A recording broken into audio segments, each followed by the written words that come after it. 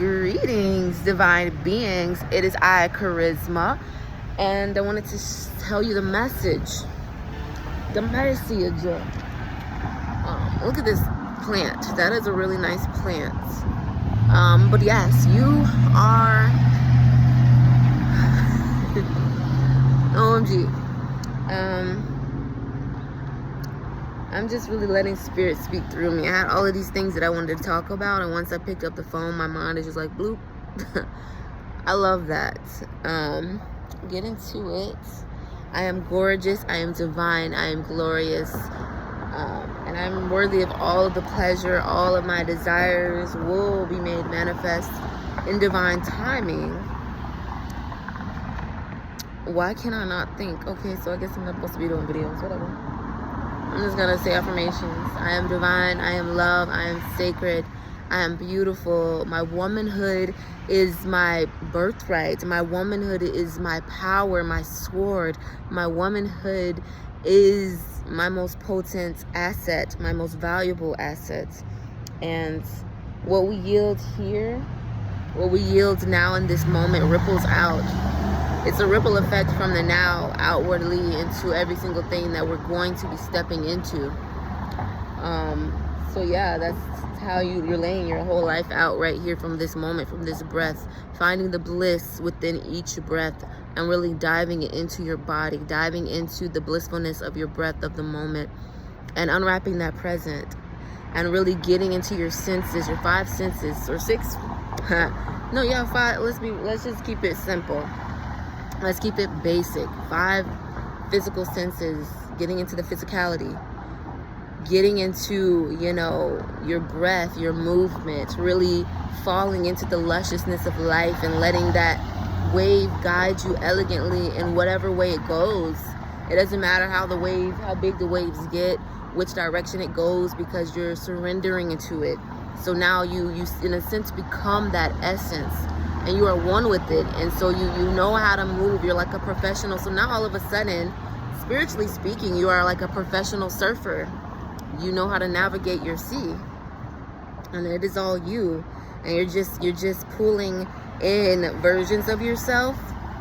It's so amazing, and it's so trippy. Like, you're gonna pull and push things that you think you hate. The universe will throw it right in your face. Things, people, places, descriptions of the divine essence just manifested as one form, one type of form. If you think you despise it or you think you love it so much, it's so ironic. Like, the things that you hate will just be thrown in your face to challenge you. Like, hey, you hate it for no reason. Like, from my experience, I want to keep this short. I might just stop it at like 4 or 5 minutes, but from my experience, me thinking certain things about white people, or me thinking certain things about gay people, or specifically, it's not even negative thought. It's just like, just not understanding them. Now, it doesn't have to even be hatred. It can just be like, you know what? I don't understand this one thing, and the universe will send that to you. Me thinking, for me, my personal experience was, I'll share like a little small bit of what I mean from my personal experience. It was white people for one, I'm not gonna lie, but all of the abundance on my travels that God led me on, all of the abundance that I ever received, even up into the 4K that I manifested, it came through white women. Nobody but white women. So I can't, and a white man just asked me on a date, y'all. He's like, can I buy you dinner? And it's crazy because I was literally in the bathroom, I was praying, and I'm just like, Lord, I did my rituals, I did my meditation, I'm just like, and my breath work, and I'm just like, yo, send me out, give me something out, like however you trying to send it. I'm trying to get lamb chops, and this, literally, I walk out of the ice cream shop, I go sit down, and a guy comes up and I'm like, you're so gorgeous, can I buy you dinner? And so I did say no, but I'm just like, dang, I asked for it. And then when it showed up, I just, you can't pick how it shows up. I'm like, you know what? I kind of just turned down the thing that I asked for. He would have bought me whatever I wanted. But the thing is, he wants to go on a date, obviously. But anyways, it's like portals close and portals open and portals close when we're pushing and we're pulling with the divine magnetism of our spirit, of our God essence. And people call it these they have names like spirit man, straw man, because you're like the puppeteer, and also the one, you're the experiencer and the experiencee, like you're witnessing it, but also you're in the experience that you're creating. It's so trippy. But it's like you can receive it or you can not receive it. I don't know. It's up to you. I believe one door closes, another one opens. And Bronco, OMG, look at that. It's about to drive by right now. That's the car I want. Oh, and it's my favorite color, Bronco babes. But that's the 2-door. I want all my 4 doors, please. Thank you. Yeah, we came here to manifest.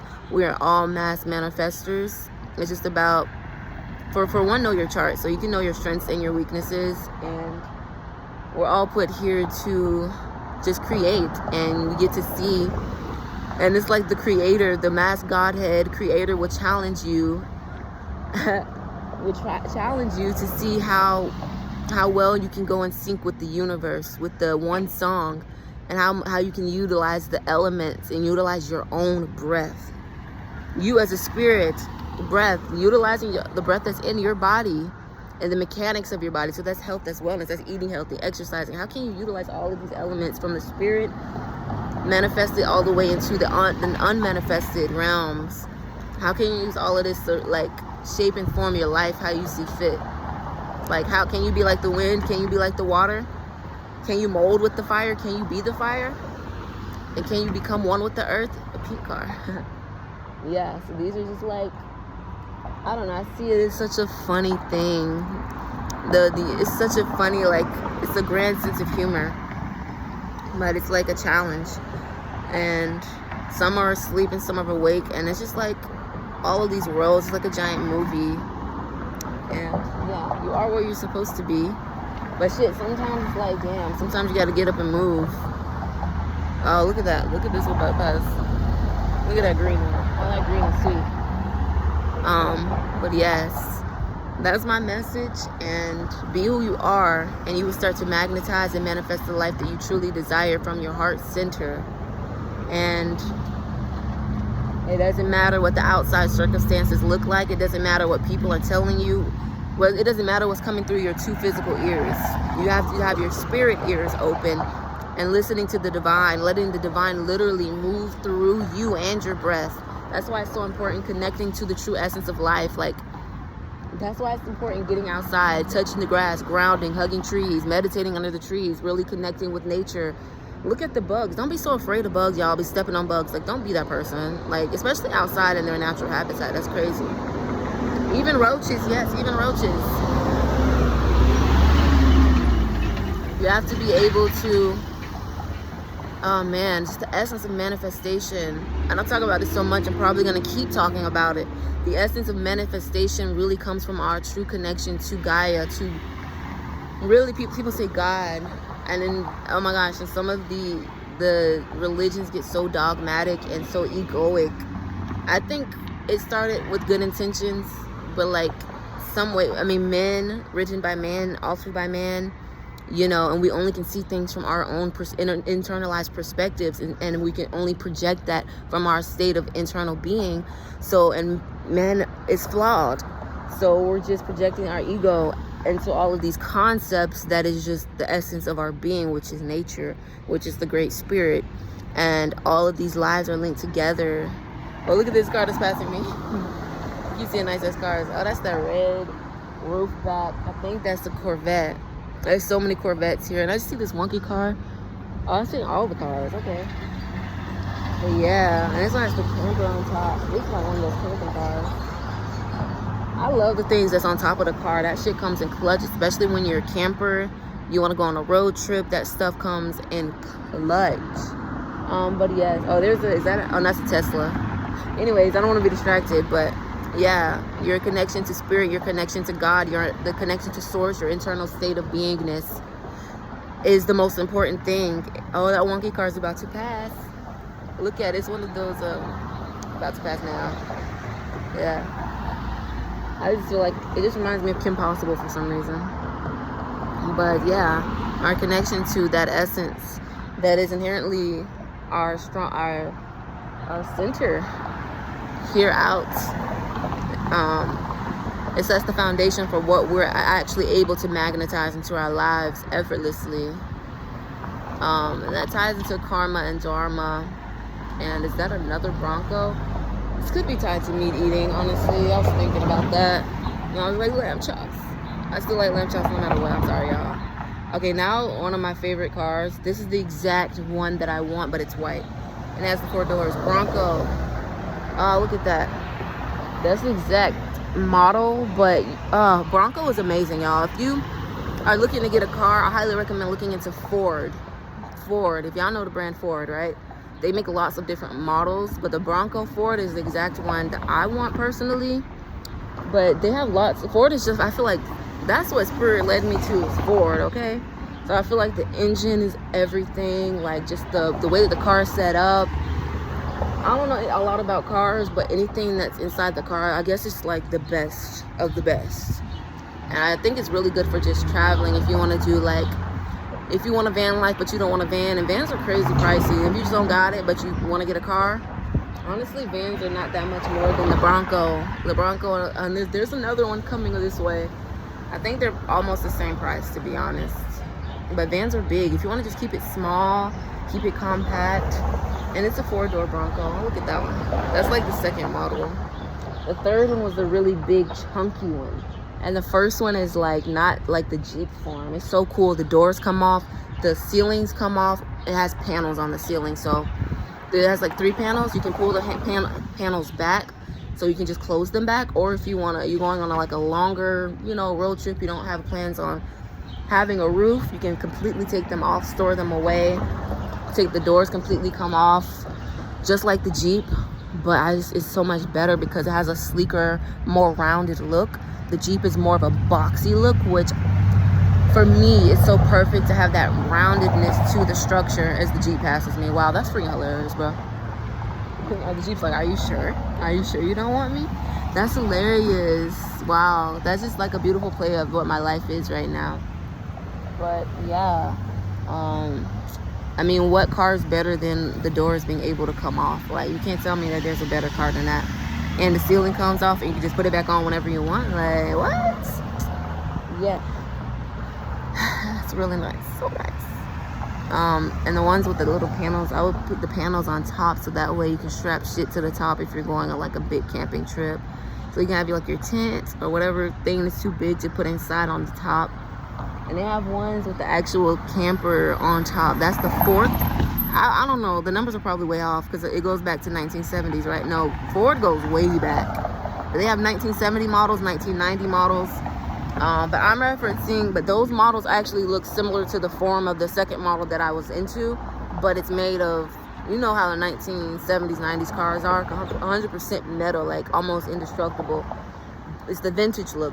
I don't know if I really want the vintage look, and it takes more gas to run in those. And the one that I consider the 4th model is the one that's only released in China right now, not in America yet.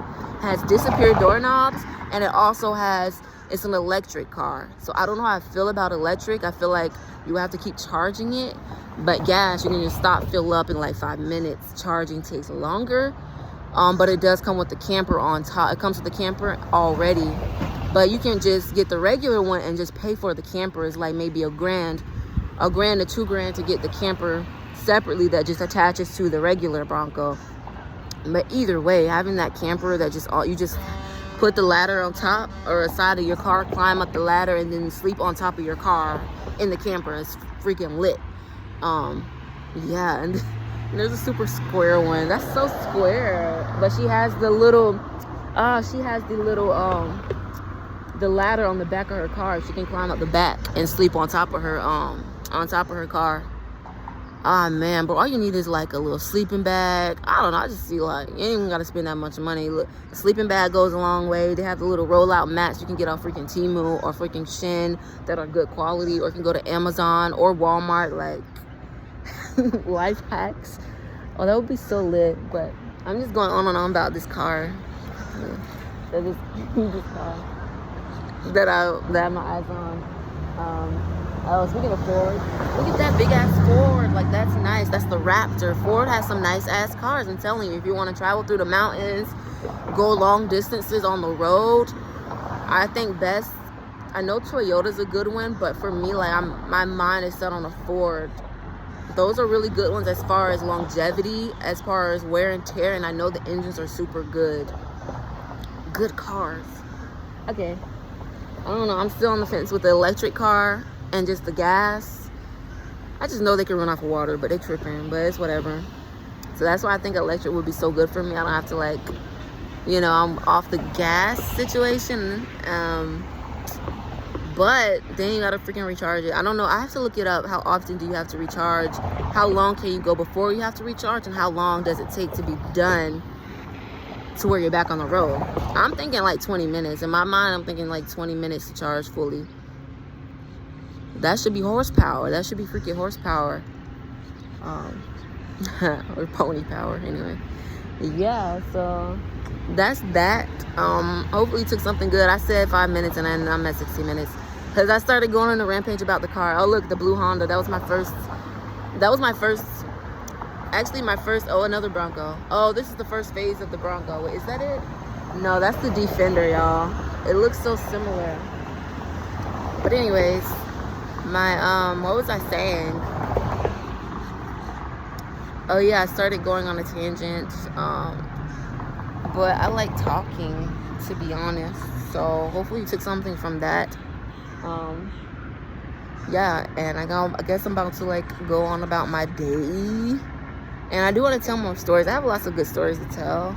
I want to do like story times on here. I really want to have the aesthetic, like making a really good video. There's just so many things that go into it, like the lighting, you know, the mood that you're in is important, just the quality, camera quality, and like aesthetic, and like I miss doing it. I was doing it, y'all. I was doing it when I started doing my travels. If you know this channel, you know, or if you want to go scroll through my videos and see my first traveling, it's why I started my channel to begin with. I started to post. I wanted to travel all around the world and on solo travels, and that's what made me start this YouTube channel. But of course I want to continue traveling, but it kind of shape-shifted into me talking about spirituality and manifestation.